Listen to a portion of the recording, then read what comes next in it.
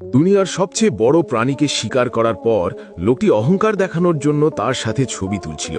কিন্তু ঠিক তখনই প্রাণীটির সামান্য নড়াচড়া লোকটিকে এতটাই ভয় পাইয়ে দেয় যে সে সরাসরি জাহাজ থেকে সমুদ্রে পড়ে যায়।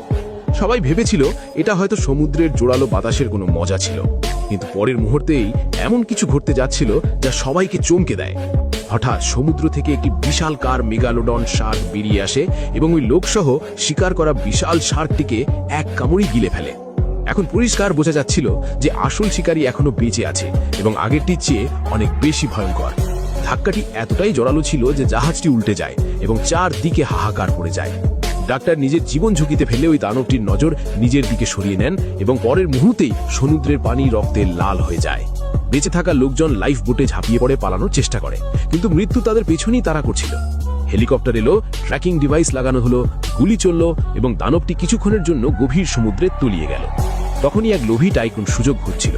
সে ভাবল যদি সে একাই মেগালোডনকে মারতে পারে তবে সব কৃতিত্ব তারই হবে। সে দলের সবার থেকে লুকিয়ে সিগন্যাল ট্র্যাক করলো এবং নির্দিষ্ট স্থানে পৌঁছে ডেপথ চার্জ বা বোমা ফেলল।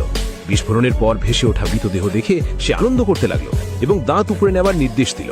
কিন্তু তখনই আশেপাশের শার্কগুলো হঠাৎ ভয় পেয়ে পালিয়ে গেল, যেন নিচে আরো ভয়াবহ কিছু আছে। আতঙ্কে ওই টাইকুন পিছলে পানিতে পড়ে যায় এবং একটি বিশাল লেজের আঘাতে সে চিরতরে হারিয়ে যায়। এবার মিশনের দায়িত্ব নিল জ্যাকেল। সে পরিষ্কার জানালো এটি কোনো শিকার নয়, এটি একটি যুদ্ধ। ট্র্যাকার নতুন লোকেশন দেখালো, একটি জনাকীর্ণ সমুদ্র সৈকত। মেগালোডন সেখানে হামলা করলো এবং মুহূর্তের মধ্যে সবকিছু তছনছ হয়ে গেল। জ্যাকেলের দল হাই ফ্রিকোয়েন্সি ভোকাল ডিভাইস ব্যবহার করে দানবটির রাস্তা ঘুরিয়ে দিল। পানির নিচে ফাঁদ পাতা হলো। দানবটি সোনার গিলে ফেললো এবং রাগে জ্যাকেলের পিছনে ধাওয়া করলো। জ্যাকেল তাকে পাহাড় আর সংকীর্ণ পথ দিয়ে ঘুরিয়ে জালের দিকে নিয়ে এলো। সঠিক সময় টর্পেডো ছোড়া হলো, বিকট শব্দে বিস্ফোরণ ঘটলো, কিন্তু দানবটি তখনও বেঁচে ছিল। শেষ চালে জ্যাকেল সরাসরি মুখোমুখি লড়াইয়ে নামলো। মেশিন ভেঙে যাওয়ায় সে ককপিট থেকে ঝাঁপ দিল এবং একটি বল্লম নিয়ে দানবটির মাথায় চড়ে তার চোখে বিধিয়ে দিল। পানি আবার রক্তে লাল হলো এবং কিছুক্ষণের মধ্যেই অন্য শার্কের দল এসে ওই আতঙ্ককে শেষ করে দিল।